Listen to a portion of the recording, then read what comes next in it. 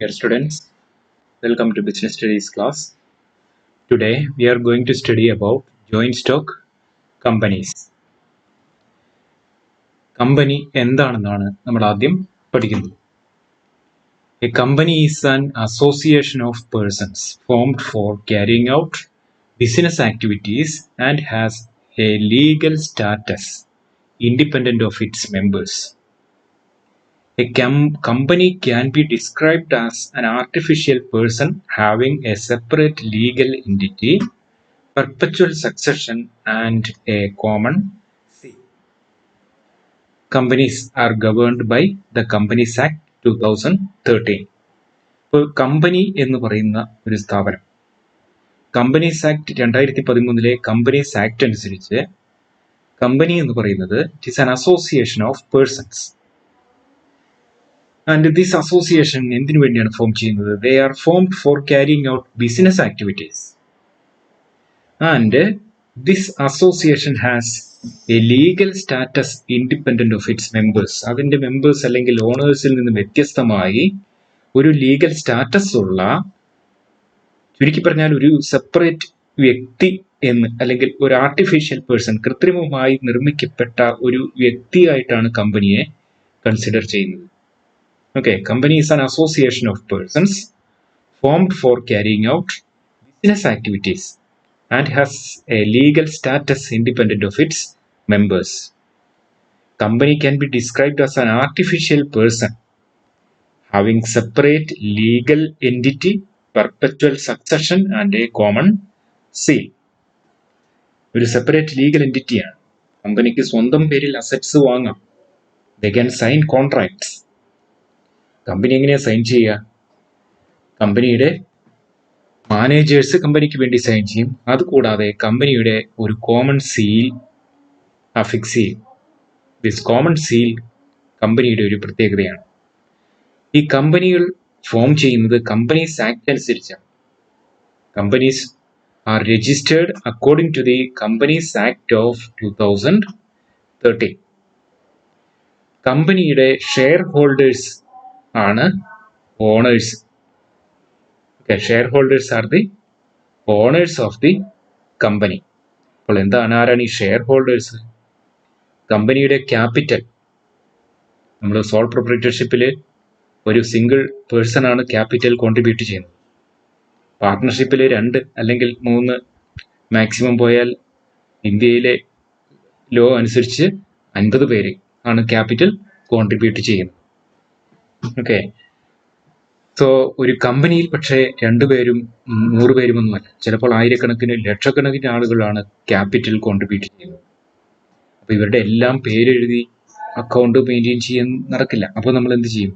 കമ്പനിയുടെ ക്യാപിറ്റലിനെ ചെറിയ യൂണിറ്റുകളായി ഡിവൈഡ് ചെയ്തിട്ടുണ്ട്. ചിലപ്പോൾ അത് 10 രൂപയുടെ യൂണിറ്റുകളായിരിക്കും, അല്ലെങ്കിൽ ചിലപ്പോൾ 2 രൂപയുടെ യൂണിറ്റ് ആയിരിക്കാം, ചിലപ്പോൾ 1 രൂപയുടെ യൂണിറ്റുകളായി ഡിവൈഡ് ചെയ്യുന്ന കമ്പനികൾ. ഈ ഓരോ യൂണിറ്റിനെയുമാണ് ഒരു ഷെയർ എന്ന് പറയുന്നത്. ഈ ഒരു യൂണിറ്റ് ഷെയർ കയ്യിലുള്ള ആള്, അല്ലെങ്കിൽ ഒരു ഷെയർ കയ്യിലുള്ള ഒരാളുണ്ടെങ്കിൽ അയാൾ ആ കമ്പനിയുടെ ഒരു ഓണറാണ്, പാർട്ട് ഓണറാണ്. ഓക്കെ, അപ്പോൾ ഷെയർ ഹോൾഡേഴ്സിനെയാണ് കമ്പനിയുടെ ഓണേഴ്സ് എന്ന് പറയുന്നത്.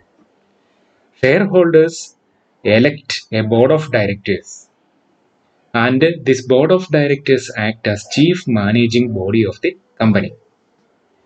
Then I have already told you, the capital of the company is divided into smaller parts called shares. Shares can be transferred from one shareholder to another. നമുക്ക് എപ്പോൾ വേണമെങ്കിലും ഈ share വിൽക്കാം.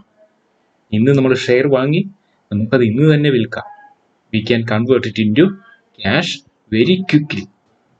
Okay, that is why the people are ready to invest in a company.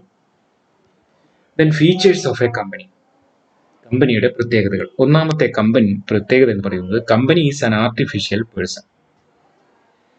Company once registered according to the companies act of 2013, it becomes the status of an artificial person. ഒരു artificial person ആണ് company.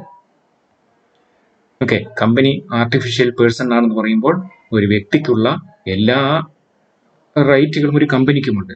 They can own assets in its own name. It can purchase assets in its own name. Land അടക്കമുള്ള ഏത് വസ്തുക്കളും അസറ്റ്സും കമ്പനിക്ക് കമ്പനിയുടെ പേരിൽ തന്നെ വാങ്ങാനും അത് വിൽക്കാനും പണയപ്പെടുത്താനും ലോൺ എടുക്കാനും ഒക്കെ കമ്പനിക്ക് കഴിയും. Because company is an artificial person created by law. Second, a company has a separate legal entity apart from the owners. Company has a legal status of its own. ഒരു സെപ്പറേറ്റ് ലീഗൽ എൻറ്റിറ്റി ഉണ്ട് കമ്പനിക്ക്. മൂന്നാമത്തെ പ്രത്യേകത അതിൻ്റെ formation. Company formation is a difficult, expensive and lengthy process.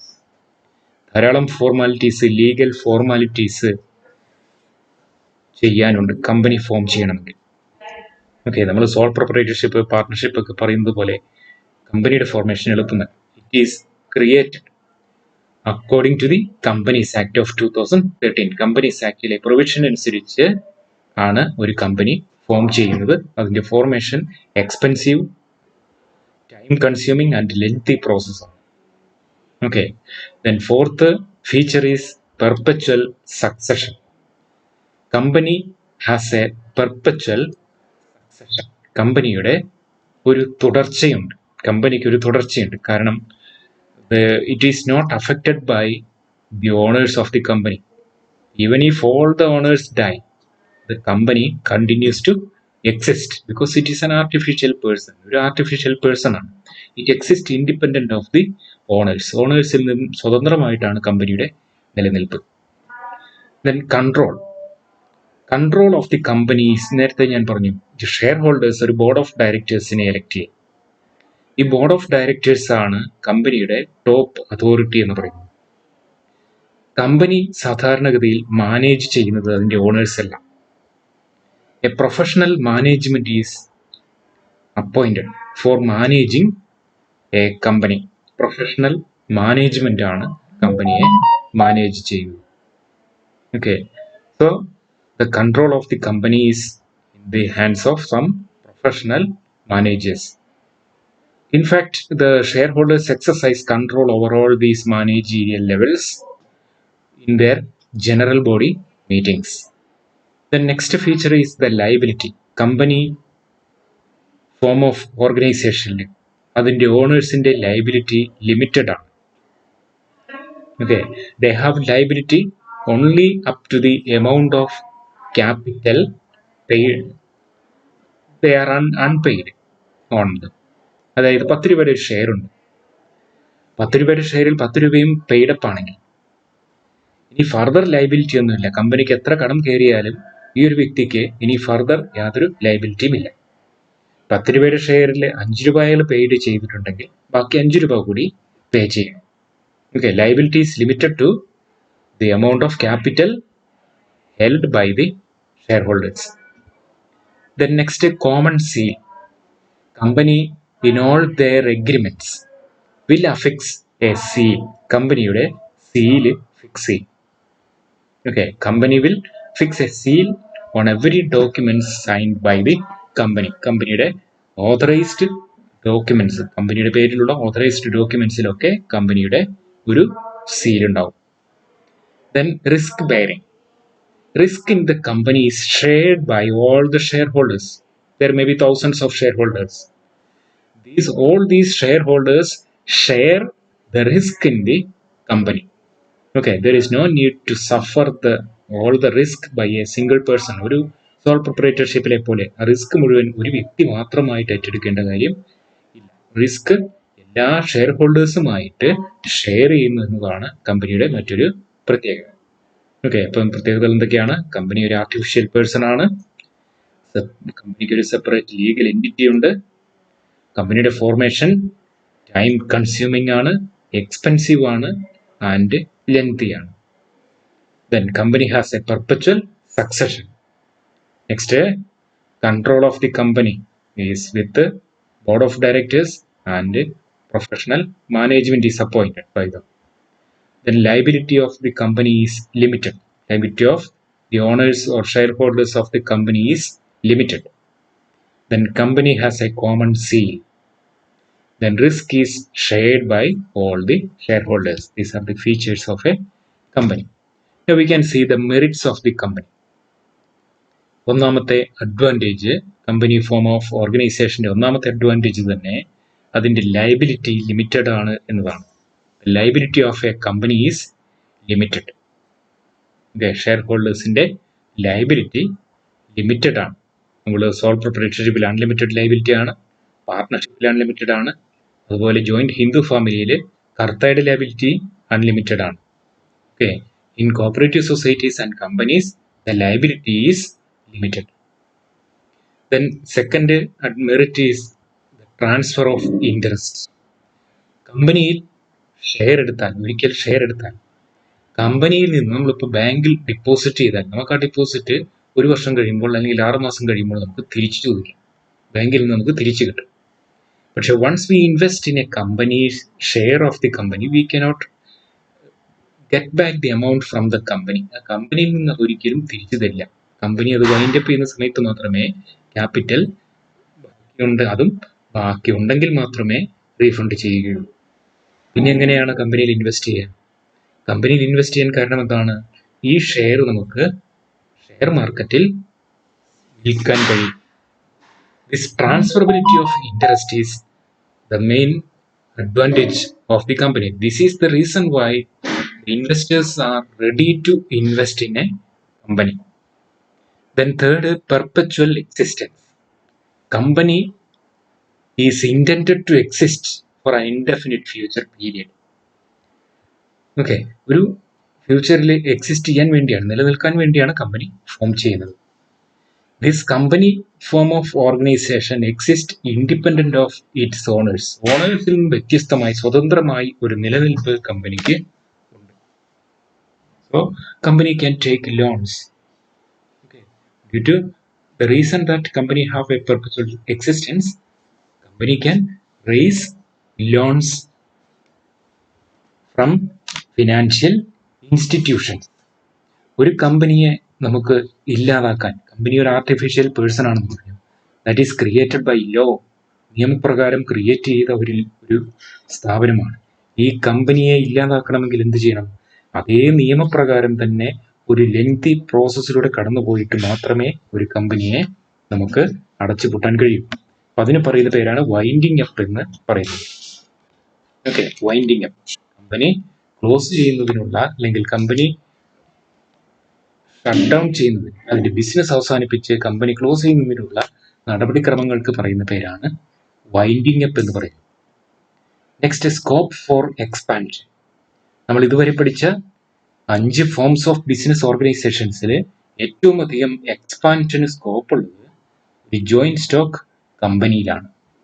They can raise capital raise ചെയ്യാൻ കഴിയും. Okay, so there is wide scope for expansion in a joint stock company when we compare with the other forms of business organizations. Then last advantage is the professional management. ഒരു company form of ഓർഗനൈസേഷന് professional മാനേജ്മെന്റിനെ, അതും different ഏരിയയിൽ വ്യത്യസ്ത മേഖലകളിൽ സ്പെഷ്യലിസ്റ്റായ മാനേജേഴ്സിനെ appoint ചെയ്യാൻ കഴിയും എന്നത് ഒരു കമ്പനിയുടെ അഡ്വാൻറ്റേജ് ആണ്. Okay, then next we can see the limitations of a company. ഒന്നാമത്തെ ലിമിറ്റേഷൻ അതിൻ്റെ ഫോർമേഷനാണ്. ഫോർമേഷൻ ഒരു ലെങ്തി പ്രോസസ്സാണ്, വളരെ എക്സ്പെൻസീവ് ആണ്. There are many documents to be prepared. Okay, and there are many authorities like merchant banks to be appointed. Chartered accountants, ഇതൊരു വ്യക്തിക്ക് തന്നെ ചെയ്യാൻ കഴിയുന്ന ഒരു വർക്കല്ല.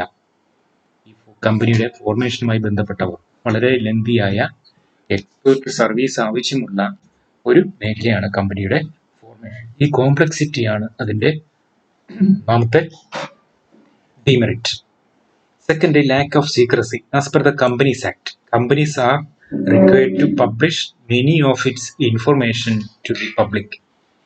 പൊതുജനങ്ങൾക്ക് പല വിവരങ്ങളും കമ്പനികൾ വെളിപ്പെടുത്തേണ്ടതുണ്ട്. സീക്രസി മെയിൻറ്റെയിൻ ചെയ്യാൻ കഴിയില്ല എന്നത് അതിൻ്റെ രണ്ടാമത്തെ ലിമിറ്റേഷനാണ്. മൂന്നാമത്, impersonal work environment. Impersonal work environment ആണ്. Due to large size, there is no personal contact between the owners and the employees, even managers and customers, suppliers, etc. ഈ എംപ്ലോയീസും സപ്ലയേഴ്സും കസ്റ്റമേഴ്സും ഒക്കെ തമ്മിലുള്ള അല്ലെങ്കിൽ അതും ഓണേഴ്സും തമ്മിലുള്ള ഒരു പേഴ്സണൽ ഇന്ററാക്ഷൻ കമ്പനിയിൽ സാധ്യമല്ല. Then next, numerous regulators. There are many agencies regulating the affairs of a company. ധാരാളം ഏജൻസീസ് ഉണ്ട് കമ്പനിയുടെ പ്രവർത്തനങ്ങളെ നിയന്ത്രിക്കുന്ന റെഗുലേറ്റേഴ്സ്.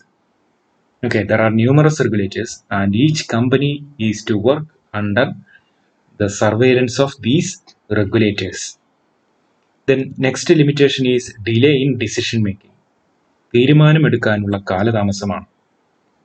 ഒരു തീരുമാനമെടുക്കണമെങ്കിൽ അതിന് പല ലെവൽസിൽ അതിന് അംഗീകാരം കിട്ടേണ്ടതുണ്ട്. അതുപോലെ എടുത്ത ഒരു തീരുമാനം കമ്മ്യൂണിക്കേറ്റ് ചെയ്യാനും ഒരു ലെങ്തി പ്രോസസ്സിലൂടെ കടന്നു പോകേണ്ടതുണ്ട്. ഇത് ഒരു തീരുമാനമെടുക്കുന്നതിൽ കാലതാമസത്തിന് കാരണമാകും. Next limitation is oligarchic management. Company is set to be managed democratically managed ആണ് എന്നാണ് പറയപ്പെടുക. പക്ഷേ in practice it is oligarchically managed by the professional managers. Then conflicts in interest. There are many stakeholders in the company.